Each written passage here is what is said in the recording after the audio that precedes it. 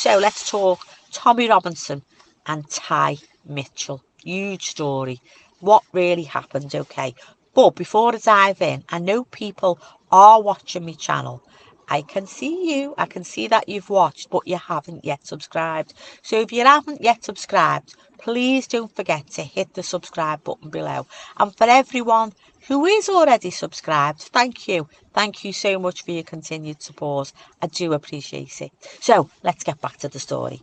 Okay, so people need to look at this properly, not just through, clips and slogans. So first, some context, okay.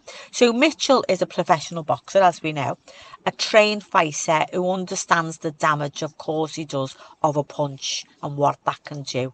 And that matters. This is also the same man who previously was jailed for manslaughter following the death of a man called Jagdib.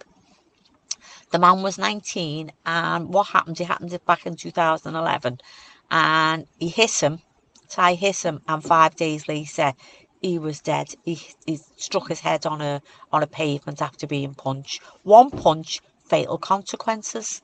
So you fast forward to this incident, and Mitchell confronted an interviewer as he was interviewing Tommy Robinson, and he was angrily demanding to know why he was given him any airtime. So he started hailing abuse, calling him a racist rat. The exchange escalated. Accusations flew about Muslims and hatred.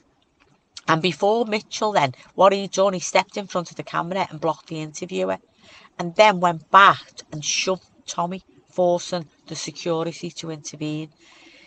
Now, about the accusations. So people are saying Tommy shouldn't be in a Muslim country because he supposedly hates Muslims.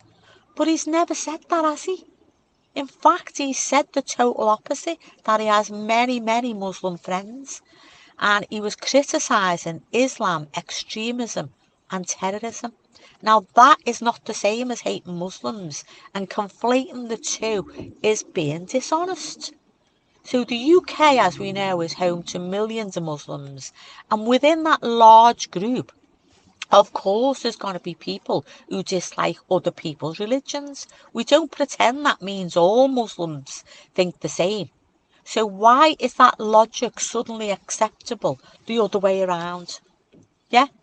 So this isn't about supporting or opposing anyone. It's about truth, responsibility and consequences and consistency.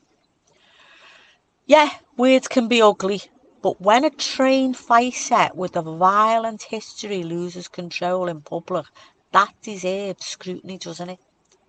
And accusing someone of hatred that they've never expressed, just simply to shut down the debate, that deserves to be called out, in my opinion. You don't have to like Tommy, do you? But you should at least be honest. Be honest about it. Okay, and as I always say, they're just my views, that's just my opinion, my take on it. Agree or disagree, I'm sure you'll let me know in your comments below.